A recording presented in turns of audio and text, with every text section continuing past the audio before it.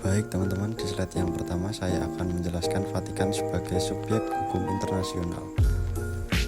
Vatikan adalah subjek hukum internasional karena diakui oleh negara-negara di dunia dan menjadi pihak pada perjanjian-perjanjian internasional dan anggota pada beberapa organisasi internasional. Negara yang pertama mengakui Vatikan sebagai subjek hukum internasional adalah Italia melalui Fakta Lateran yang ditandatangani pada 1929. Yang secara historis, Fakta Lateran juga menjadi dasar berdirinya negara kota Vatikan. Dalam hubungan internasional, negara Vatikan dikenal juga dengan nama Tahta Suci.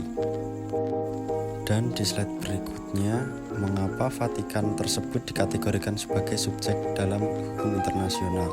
Karena dasar lain yang menjadikan Tahta Suci sebagai subjek hukum internasional adalah dengan mengacu juga kepada Konvensi Montevideo 1933, yang mana Vatikan merupakan pihak dan memenuhi ketentuan-ketentuan pada konvensi tersebut. Ketentuan-ketentuan tersebut antara lain ada di samping.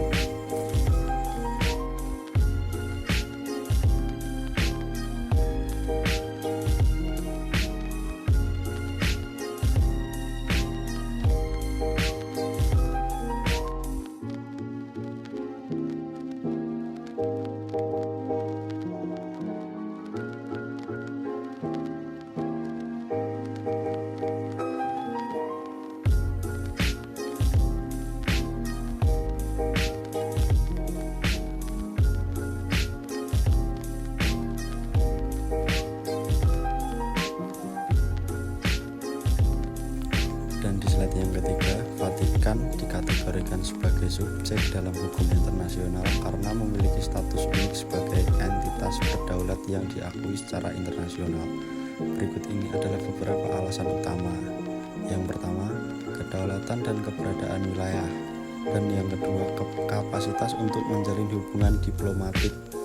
Yang ketiga, ada kepemimpinan yang diakui secara internasional. Dan yang terakhir, keberlanjutan dan independensi.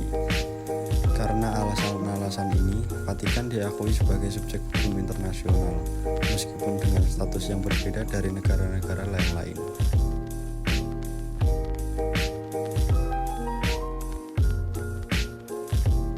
Dan di slide yang selanjutnya ada contoh Vatikan hukum internasional.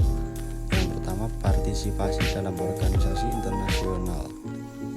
Vatikan ini memiliki status pengamat tetap di PBB sejak 1964.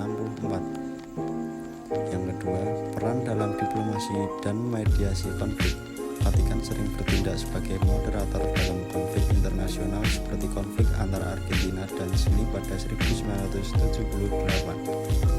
Yang terakhir, perjanjian Lateran 1929 ditandatangani antara Tahta Suci dan Italia. Perjanjian ini mengaku kedaulatan Vatikan dan menetapkan hubungan diplomatiknya dengan Italia. Dan untuk contoh yang lebih lengkap, silahkan Anda mengamati dan memahaminya ya. Lalu di slide terakhir ini ada Vatikan sebagai subjek hukum internasional menghadapi beberapa permasalahan, seperti yang pertama, status ganda. Berperan sebagai negara dan pusat gereja Katolik menimbulkan perdebatan mengenai kepentingannya dalam diplomasi global. Yang kedua, keterbatasan wilayah dan populasi. Tidak seperti negara lain, Vatikan memiliki wilayah kecil dan tidak memiliki ekonomi atau penduduk permanen yang besar. Yang terakhir, hak istimewa di organisasi internasional. Memiliki status pengamat di PBB tanpa kewajiban penuh, menimbulkan kritik terkait pengaruhnya dalam kebijakan global. Dari banyaknya penjelasan yang saya sampaikan tadi, ini adalah kesimpulannya. Vatikan merupakan subjek hukum internasional yang unik karena statusnya sebagai negara berdaulat sekaligus pusat gereja Katolik. Keberadaannya diakui melalui hubungan diplomatik, partisipasi dalam organisasi internasional, serta perjanjian dengan negara lain. Namun, statusnya juga menimbulkan tantangan seperti keterbatasan wilayah, hak istimewa di forum internasional, isu transportasi keuangan, serta keterlibatan dalam politik global dan skandal gereja. Meskipun demikian, Vatikan tetap memainkan peran penting dalam diplomasi, perdamaian dunia, dan hubungan antar negara, menjadikannya aktor berpengaruh dalam hubungan internasional. Dan sekian yang dapat saya sampaikan, kurang lebihnya atau ada salah kata saya memohon maaf, dan see you next video di kesempatan selanjutnya.